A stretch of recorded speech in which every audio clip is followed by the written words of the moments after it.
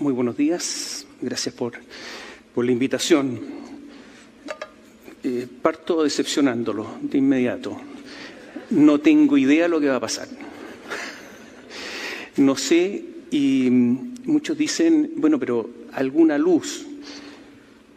Chile yo creo que se enfrenta a una enorme encrucijada.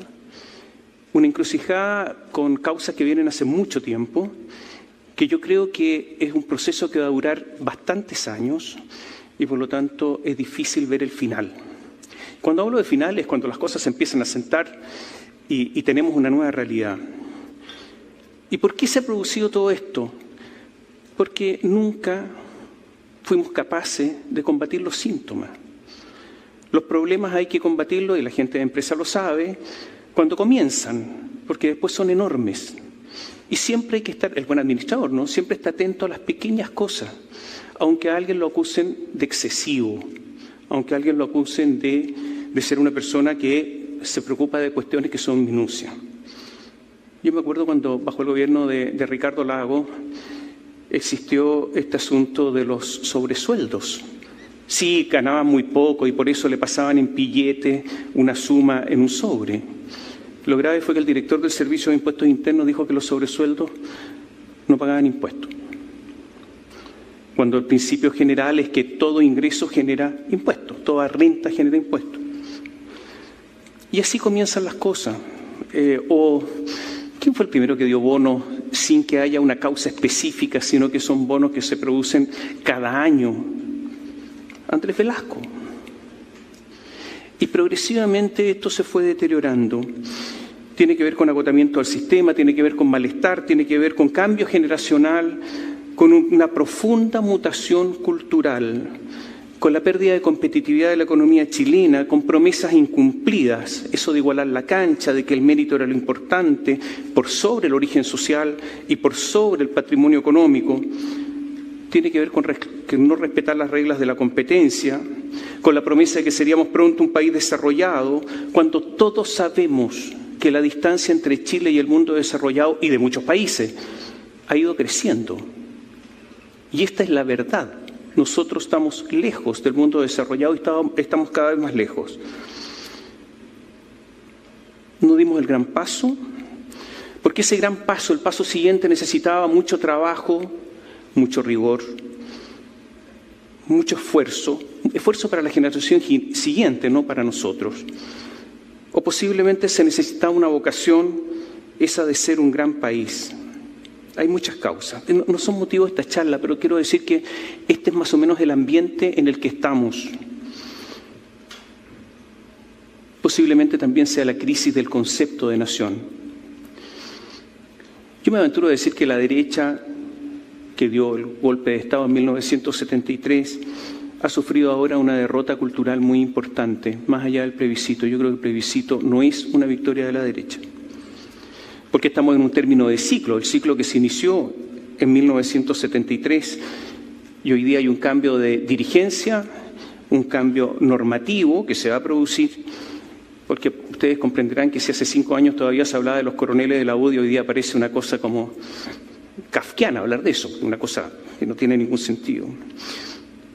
Hay muchos que respiran, y yo creo que aquí hay varios, que podrían respirar aliviados con el asunto del plebiscito. Y yo diría que es verdad, la izquierda chilena sufrió la peor derrota, yo creo que en su historia. Es cierto eso. Porque nunca había tenido la posibilidad la izquierda de armar constitucionalmente el país de acuerdo a su visión. Allende no tuvo nunca esa posibilidad, jamás. Y por lo tanto, esta posibilidad, esta alternativa es la que se fumó. Y ocurre que esta convención constitucional se había entrelazado con el gobierno que había sido elegido, de manera que programa de gobierno y constitución era una sola cosa. O sea, tener gobierno y además tener asamblea constituyente y armar una constitución para que el gobierno la aplicara, esa es la gran derrota, es una derrota gigantesca. Pero también, si le hubiesen sacado 7, 8 cosas a la Constitución, posiblemente habría sido aprobada. Por eso la derrota es tan tonta desde ese punto de vista. Faltó visión. hubo voluntarismo político. ¿Saben que en abril de este año estaba ganando la prueba? En todas las encuestas. Y el vuelco se produjo básicamente con la plurinacionalidad y con el aborto. Ahí comenzó el vuelco. Y esto está absolutamente medido. Una tontera, ¿para qué colocar el aborto en la Constitución? Y por último, la plurinacionalidad, si es que la querían, podía llegar después. Voluntarismo político. Un mes y medio antes del plebiscito se sabía que ganaba el rechazo. Absolutamente, nadie lo dudaba. Salvo en La Moneda, salvo Gabriel Boric, Carol Cariola, o en el Parlamento, o Camila Vallejo, o Giorgio Jackson. O sea, un voluntarismo impresionante. Y todo esto auspiciado porque Gabriel Boric se transformó además en el principal jefe de campaña de la PROEU, con una presidencia e incumpliendo con sus deberes institucionales del Contralor, de Jorge Bermúdez. Yo creo que va a quedar para la historia la nueva vara en materia de presidencia que fijó el Contralor General de la República, desgraciadamente. Solo 2 instituciones en el proyecto constitucional salían indemnes, por si acaso. Una de las que se discute mucho en estos días, Ministerio Público, y la otra, Contraloría General de la República. A la Contraloría General de la República no se la tocaba. Y si ustedes hacen algunos links, entenderán, a lo mejor, la reacción del Contralor. En materia constitucional, solo una observación para graficar la derrota. Son varios los que sostenían que el régimen político, que era lo realmente importante, establecía la posibilidad del copamiento de la institucionalidad por un sector político con una evidente deriva autoritaria. Esto era lo más importante, el resto podría haber venido después. Y por eso ha dolido tanto la derrota en sectores del Frente Amplio y principalmente del Partido Comunista. Y hay un dato, ahora incluso se pretende con esta Constitución aplicar el programa de gobierno, por lo tanto, la conclusión es lo verdaderamente importante era el régimen político.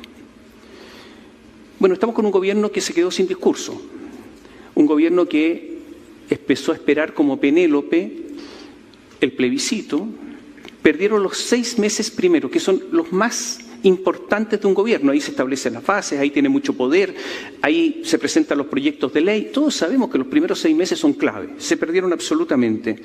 O sea, la promesa de la refundación, de rebarajar además el poder en Chile, se perdió. Y esta revolución en forma, yo creo que está en pausa.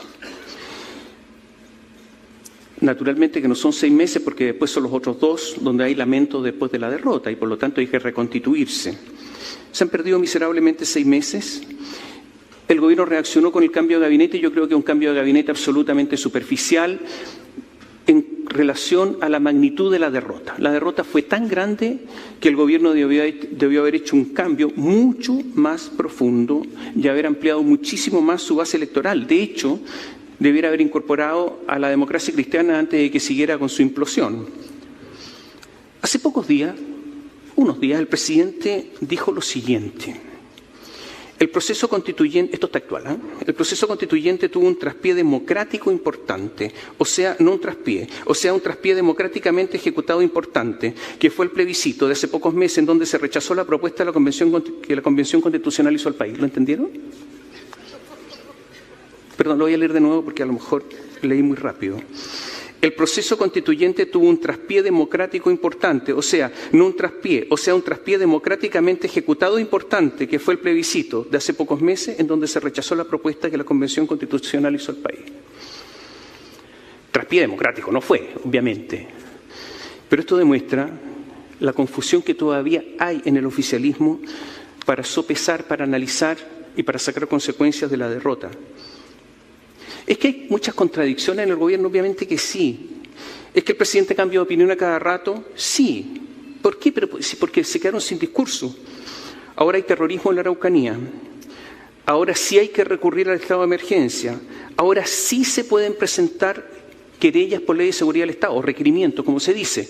Pese a que el primer día de gobierno se retiraron 139 porque no se iban a aplicar nunca. Ahora no hay que permitir los retiros desde la AFP. Ahora sí hay que preocuparse de la inmigración y pararla. Ahora sí se reconocen que los excesos de liquidez produjeron inflación. Ahora sí las declaraciones de Héctor Yaitul son delitos y no simple ejercicio de la libertad de expresión.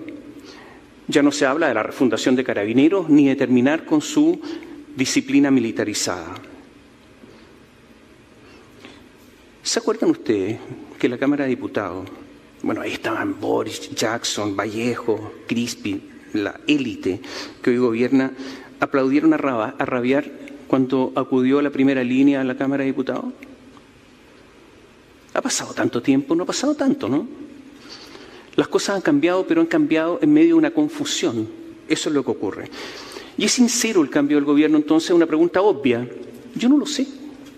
Ahora, hablar de gobierno es mucho, porque son muchas personas. No quiero atribuir intenciones, pero puede haber simple cálculo político, a la espera de mejores vientos, o simplemente que se han dado cuenta que estaban equivocados. Pero hasta el momento una declaración sincera de errores para decir cambié por tales y tales razones, con fundamento que a todos nos ha pasado en la vida, que hemos cambiado de opinión, no se ha producido. ¿Es necesario esta memoria corta para repetir lo que ya sabemos? Sí, porque hay una confusión enorme en estos momentos. El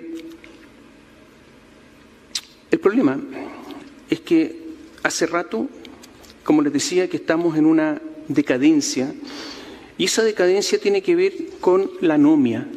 Efectivamente, no estamos cumpliendo las reglas, y no las estamos cumpliendo hace rato. Puse el ejemplo bajo el gobierno de Ricardo Lagos. Por lo tanto, el asunto no es un asunto de la primera línea, del estallido social, de la violencia.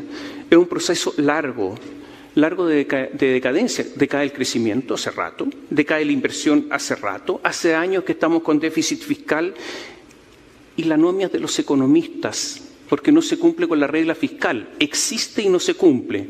Entonces, cuando se reclama a algunos de anomia porque no pagan el pasaje del Transantiago, a otros niveles también hay anomia.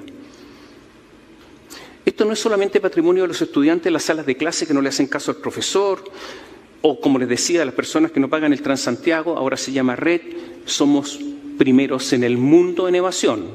O sea, ese es el nivel de anomia en materia de transporte público en nuestro país.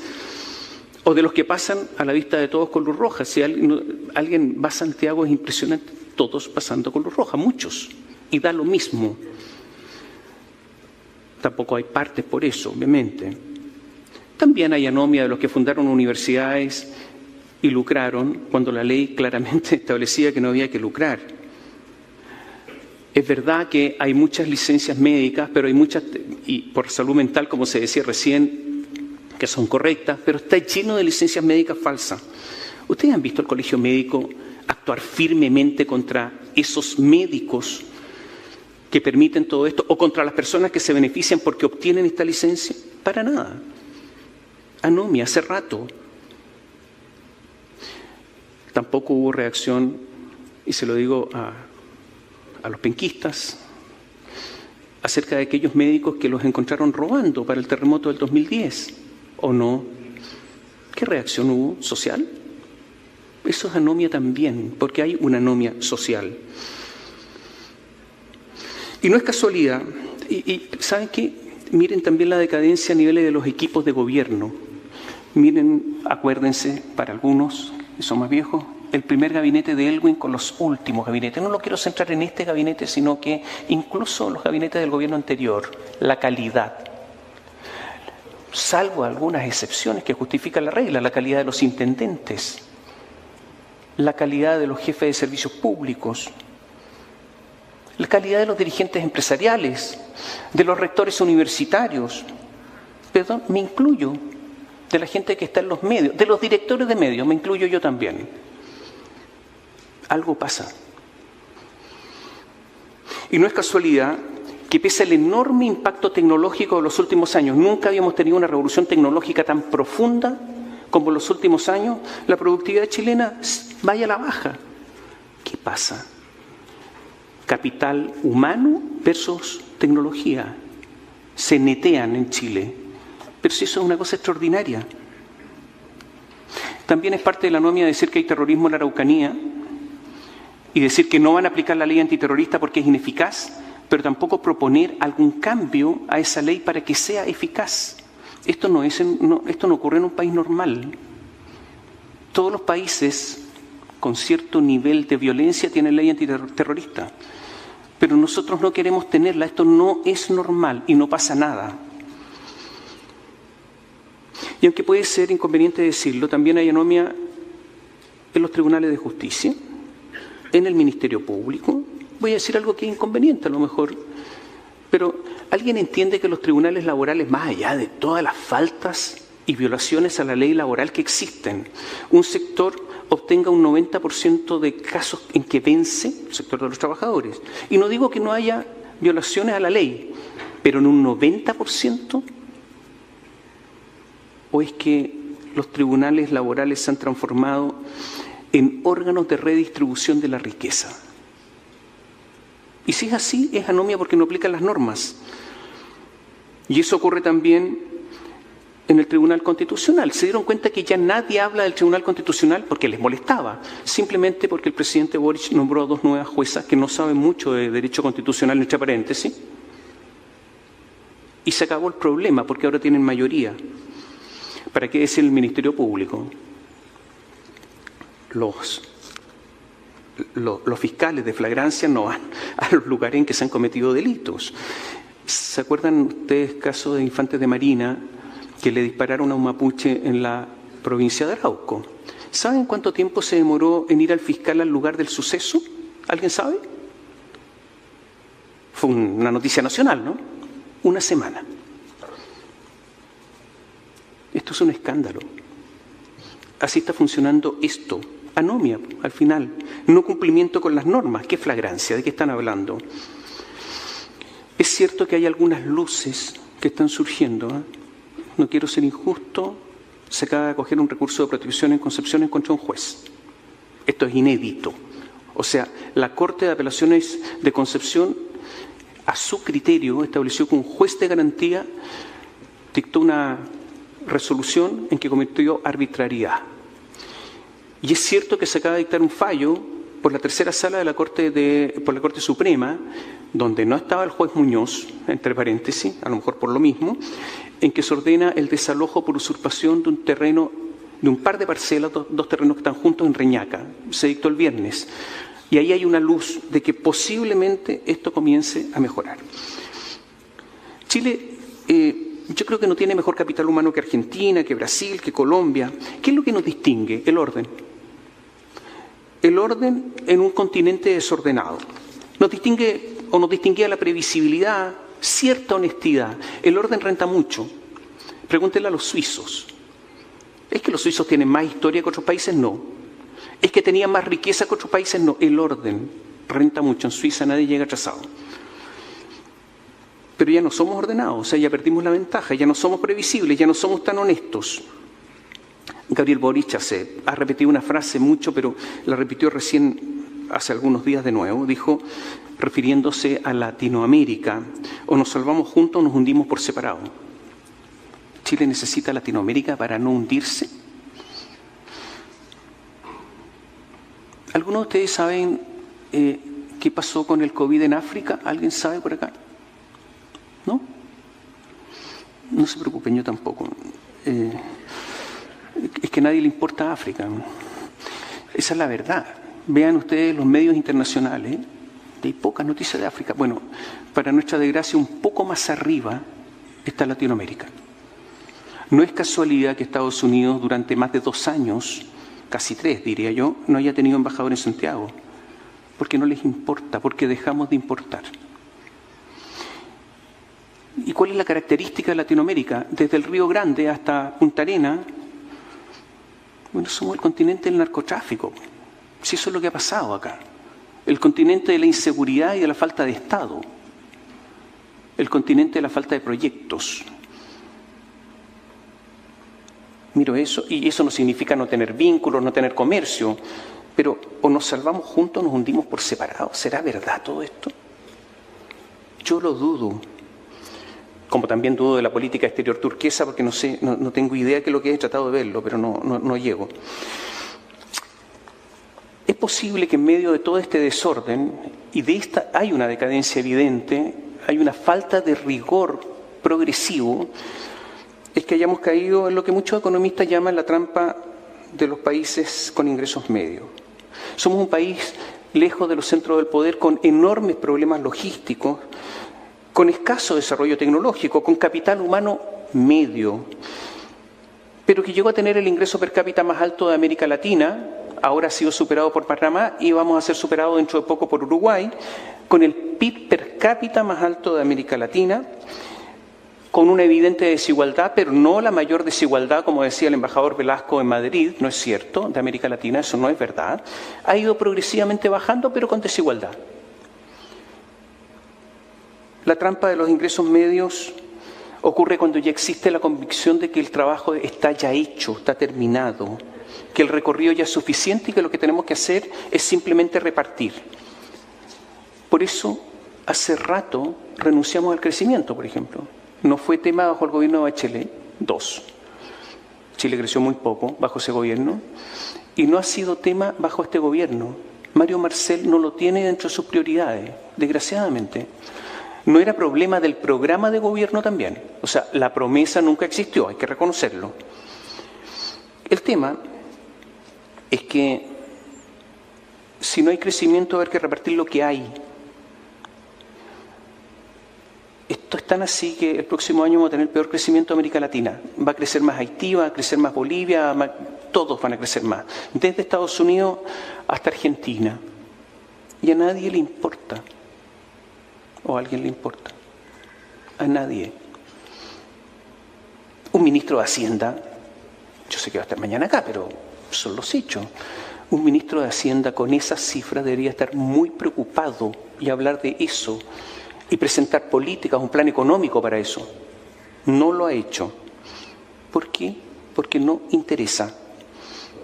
Porque estamos en la trampa, pues. En la trampa, incluyendo el ministro, pues. Caímos absolutamente redondos. Yo quiero recordar que para la crisis subprime, cuando terminaba el primer gobierno de Bachelet, estaba de ministro de Hacienda Andrés Velasco, el último año el crecimiento del gasto público fue un 17%, fue extraordinario, porque Chile tenía plata. Hubo algunos problemas ahí, no es motivo de esta charla, pero ya, dicho eso, 17%. Hoy ya no tenemos plata. Se nos terminó, nos estamos endeudando progresivamente. Codelco está en un problema gravísimo en estos momentos. Entonces, ¿el futuro será quedarnos donde estamos o no? Yo creo que la jornada de 40 horas, yo sé que cae mal esto, pero yo dudo que los países crezcan trabajando menos, dudo. Y yo creo que es falso que vaya a aumentar la productividad, porque la productividad tiene que ver con otras cosas. A lo mejor son otras las ventajas, pero no mayor productividad, eso no es verdad. Los países para crecer han trabajado mucho, mucho en las etapas en que estamos nosotros. Y es verdad que naciones, después de crecer mucho, optaron por la socialdemocracia. Y la socialdemocracia, que es lo que se pretende en el nuevo texto constitucional, ¿no? Es verdad que crea un tejido social importante, es cierto. Tiene la desventaja que se crece menos. Tiene la desventaja que en los países socialdemócratas muchos jóvenes se van. Tiene la desventaja que emprender es mucho más difícil.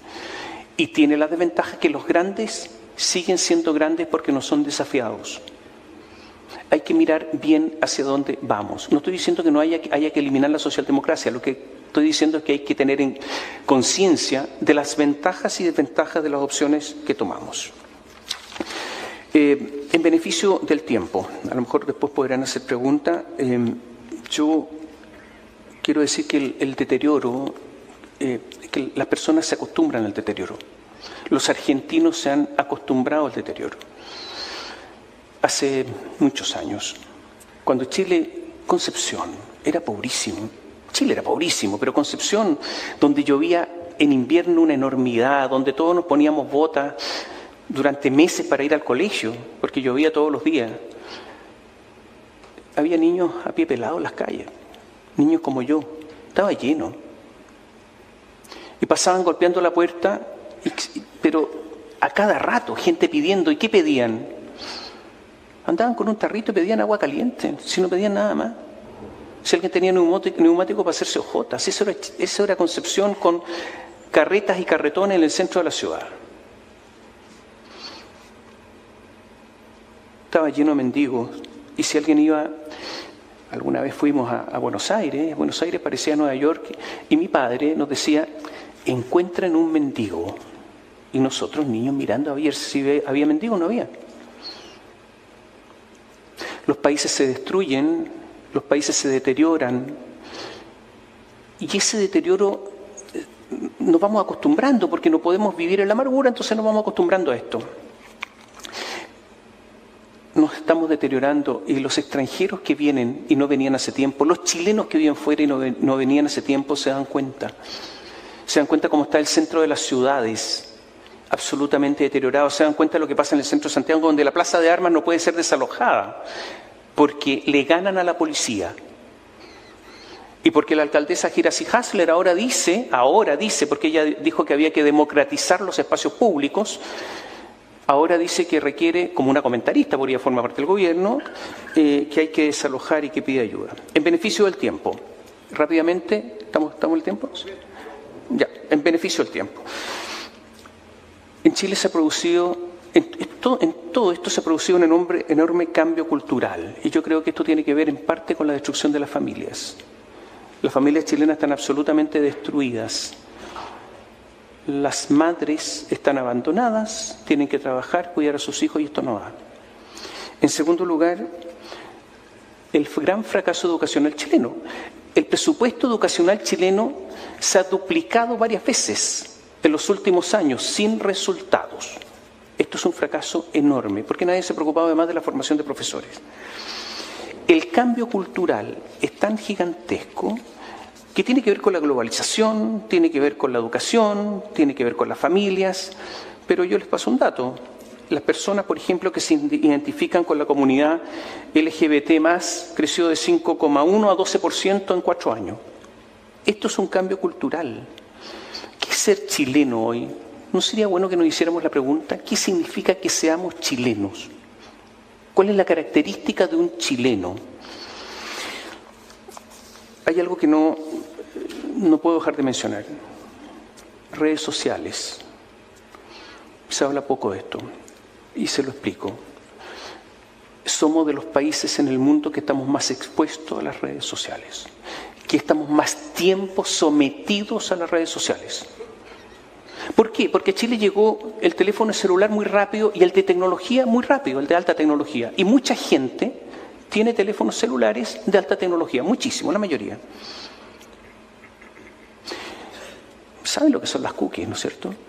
¿Saben para qué sirven? Miren.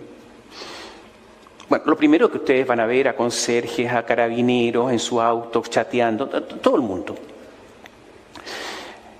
Si ustedes buscan en Mercado Libre zapatillas, después los van a bombardear con publicidad de zapatillas. Entonces se logró el objetivo que siempre tuvieron las personas dedicadas al marketing, apuntar directamente al cliente, al público objetivo. Por eso los medios, o le pedían a los medios que se segmentaran. Esto con la inteligencia artificial lo lograron. Entre millones de personas, a usted que buscó zapatillas lo identificaron y lo bombardean con publicidad de zapatillas. Pero esto pasa también en la política. Por eso, en parte, se ha producido una polarización política en Chile, porque a las personas les llegan mensajes que refuerzan sus propias convicciones. Y seguramente a ustedes les debe haber pasado, personas que eran razonables, que escuchaban, con las que se podían conversar, en el último tiempo se transformaron en una especie de talibanes de sus propias ideas. Y ya no escuchan a nadie, ni son capaces, evidentemente, de ser convencidos. Esto se hace a través de las cookies. Y si yo fuera un político, me preocuparía de prohibirlas. Porque ustedes le preguntan, ¿acepta o no acepta? Pero está el lío, si es que no las acepta, que todo el mundo pincha ahí, la acepto. Le voy a dar unas cifras para que entiendan la dimensión de esto. Un dato, y son datos de nosotros porque no conozco otros datos, por eso le hago, para que ustedes dimensionen esto. Chile tiene una enorme cantidad de gente sometida a redes sociales. Enorme. Pero quiero comparar Instagram. Fíjense lo que pasa con Instagram. Hay personas que dicen, yo me informo por BioBio. Falso, digo yo. ¿Cómo? Pero si yo me estoy informando por BioBio. ¿Saben lo que hace Instagram? Edita BioBio. Y le manda a cada uno las noticias de BioBio que refuerzan sus creencias. No es el único que lo hace. A este nivel. Entonces le doy algunas cifras. Nosotros tenemos en Instagram algo así como 1.625.000 seguidores. 1.625.000. ¿Cuánto tiene el diario El País? 1,4 millones, no 1,6, 1,4. ¿Cuánto tiene República en Italia? 1,6. ¿Cuánto tiene el Corriere della Sera Italia? 1,4. ¿Cuánto tiene Le Monde? 1,6. ¿Cuánto tiene el New York Times, que es el diario global por excelencia? 16,3 millones. O sea, nosotros estamos 1 a 10, deberíamos estar 1 a 500. ¿Porque somos muy buenos? No, hacemos nuestro trabajo, pero no somos tan buenos, no es verdad. Es el enorme impacto que tienen las redes sociales en Chile. Y esto tiene una influencia política en la sociedad gigantesca. ¿Hay algún político preocupado de esto? Ninguno. Quiero terminar, porque tengo un montón de cosas que podría decirles más, pero quiero terminar diciendo lo siguiente. ¿Se dan cuenta que no he hablado para nada de la Convención Constitucional? Solamente un minuto para decirles que me da lata hablar de un juego de máscaras. Eso está bueno para Venecia, pero lo estamos sufriendo nosotros. Porque nadie quiere, hay un discurso público y un discurso privado. Nadie quiere de los partidos políticos porque temen que si se elige una convención constitucional va a ganar los partidos republicanos, el partido de la gente y van a quedar fuera o van a tener que negociar con ellos. Que ellos van a tener el poder en esa convención. Y recientemente, Diego Ibáñez, que es el presidente del partido del presidente, Convergencia Social, dijo, están tan apurados todos, chuteemos esto para el mes de octubre del próximo año. ¿Octubre del próximo año? ¿Por qué? El país va a seguir en esta inestabilidad. ¿Por qué? Hay una razón. En el gobierno hay una tendencia muy importante de tensionar la política frente al problema económico. Y esta tensión política se da con los 50 años del golpe militar. 11 de septiembre, octubre, plebiscito. Hay toda una disputa en estos momentos a ver qué se hace con eso. Pero hay gente encargada, hay muchos recursos. Tendría toda una campaña previa y un acto que sería apoteósico con presidentes, artistas, gente de la cultura, etcétera, para recordar, conmemorar el 11 de septiembre del 73 y tensionar la política y arrinconar a la derecha desde el punto de vista moral nuevamente. Esta discusión está planteada en estos momentos. Y eso de chutear para octubre tiene este sentido. Y se los cuento, porque la política hay que leerla de esta manera y no de otra. Quiero terminar, porque sé que me estoy alargando demasiado, con una pregunta, porque podría ser objeto de otra conversación. ¿Hay una revolución en curso en Chile o es un espejismo? ¿Se produjo una revolución? ¿Está en curso y solamente que hay una pausa con el plebiscito? ¿Y esto va a seguir o no? Pero eso lo dejamos para otra oportunidad. Gracias.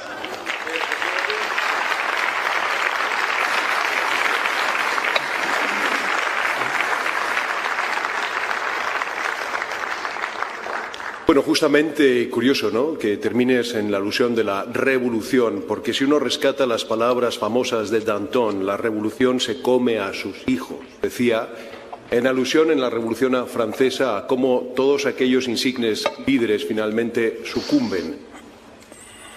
¿Profetizas algo similar? ¿La historia se repite? ¿Profetizas algo similar? ¿La historia se repite? ¿Boric es hijo de la revolución y también comerá la propia revolución? Bueno, alguien dijo que la historia... Mira, esto es muy raro, porque a mí me gusta entrevistar y no ser entrevistado, pero está bien. Es una conversación. Sí. Imagínate que estamos con tapas y una copa de vino. Mira,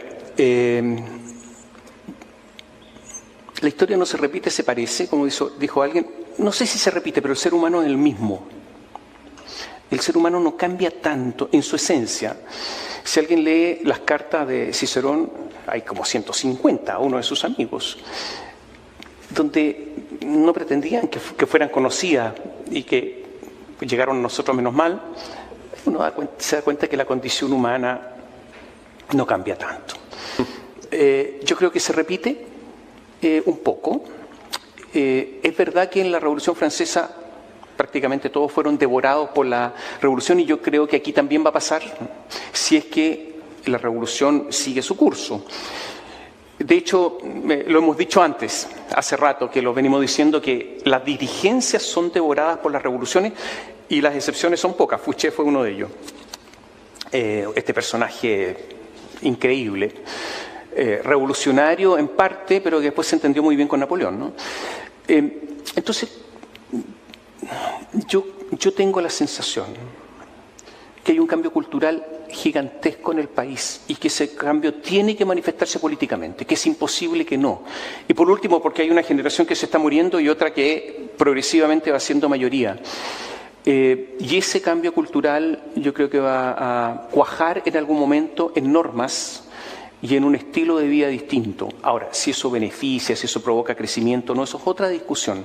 Pero el cambio cultural ya viene y todas las personas que trabajan con gente joven lo saben muchísimo, lo saben muy bien. Hay otros intereses, otras jerarquías de prioridades y otra visión de Chile. Pongo un ejemplo, para la gente que es más antigua, año 1978, casi guerra con Argentina, dictadura militar de Pinochet. Por sobre las banderías políticas había muchos chilenos dispuestos a ir a pelear, muchos. Si pasara una situación igual, no, pongo una pregunta más complicada. ¿Iría todo el ejército a pelear? Yo no lo sé, y lo digo con conocimiento de causa. Buen alcance. Y mi último alcance solamente, no quiero ser autorreferente y poco elegante, pero efectivamente hago esta pregunta a título personal porque en lo que va de gobierno, más allá de su ausencia notable aquí en Herede, es la primera vez que, y lo decía el gobernador, un presidente en ejercicio, además de regiones, no visita la región. ¿Qué lectura haces? Perdón, no te escuché bien. Es la primera vez que un presidente, en lo que ya va de ejercicio de gobierno, no visita la región, más allá de la ausencia aquí. ¿Qué lectura haces? Mira, tampoco visitaba la Araucanía. No es la única, fue a la Araucanía recién. Yo creo que la región del Biobío ha perdido peso político también. O sea, mirémonos a nosotros mismos. Nosotros tenemos la costumbre en Latinoamérica de siempre echar la culpa a otros. Yo creo que la región del Biobío tuvo una pérdida muy importante con la escisión de la región de Ñuble, muy importante. Y es una región que hace ya rato que no tiene peso en Santiago, en el centro del poder, con su representación política. Cuando hablamos de decadencia, simplemente recuerden quiénes eran nuestros representantes hace algunos años en el Congreso, en el Senado. Estaba Mariano Ruiz Esquide, estaba Mario Río, estaba Arturo Frey, estaba Eugenio Cantuarias, estaba José Antonio Viragallo. Hemos caído, no tenemos peso y nadie escucha a la región, esa es la verdad. Pero eso es culpa también de nosotros, porque tenemos malos representantes en general. No quiero personificar a nadie, pero es evidente que además del centralismo oprobioso que hay en nuestro país, nosotros hemos hecho las cosas más o menos nomás, no muy bien. Tomás, un placer escucharte. Gracias. Un fuerte aplauso para Tomás. Muchas gracias.